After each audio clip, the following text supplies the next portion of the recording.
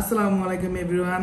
আজকে আমি নিয়ে এসেছি অনেকগুলো স্ট্রিট ফুড আইটেম এবং দেখব সেগুলো কি তাদের প্রাইস অনুযায়ী কি আসলে জাস্টিফাই করে নাকি করে না। তো চলুন শুরু করা যাক। তো সবার আগে খেলাম আমি তাদের রোল।